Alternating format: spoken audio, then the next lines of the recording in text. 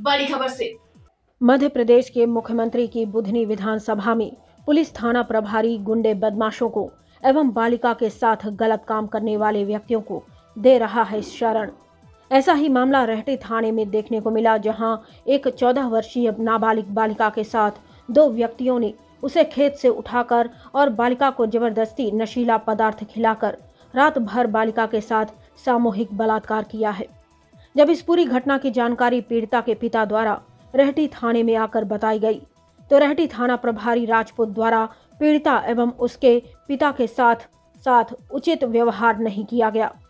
जब इस केस के विषय में महिला पुलिस द्वारा पूछताछ की गई, तो महिला पुलिस द्वारा पूछा गया कि कितने व्यक्तियों ने आपके साथ बलात्कार किया है, तो बालिका ने कहा कि 2 व्यक्तियों ने मेरे साथ गलत काम किया है।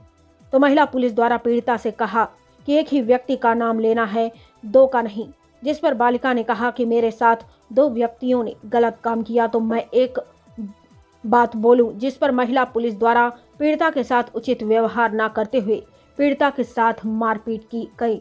उसके उपरांत भी बालिका ने दोनों व्यक्तियों के नाम बोले, लेकिन थाना प्रभारी द्वारा एक ही व्यक्ति का नाम लिखा गया। पुलिस प्रशासन द्वारा परिजनों को FIR तक की कॉपी नहीं दी गई। जब परिजनों ने देखा कि दूसरा व्यक्ति खुलेआम घूम रहा है, तो उसकी जानकारी थाना प्रभारी को दी।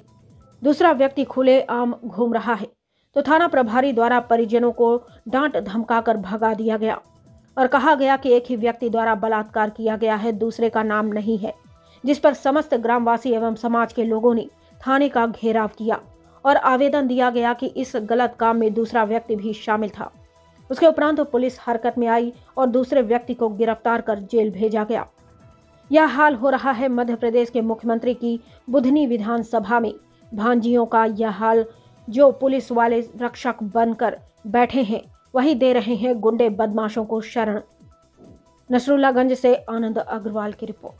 खेत में से आ रहे थे, हाँ 2 लड़के थे। नाम बताओ उनका।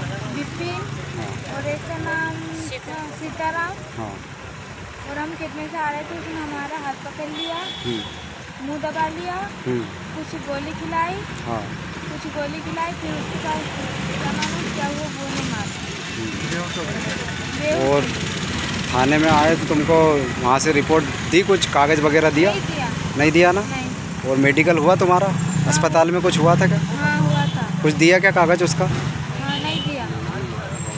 और मैडम ने भी मारा क्या आपको, TI ने? हाँ। जो 2 स्टार थी? हाँ। किस बात पे से मारा बेटा उसने? हम सच बात से आ रहे थे, तभी उन्होंने बोला कि आप झूठ बोल रहे हो, इसलिए हमने मारा, तो हमने झूठ बोल दिया।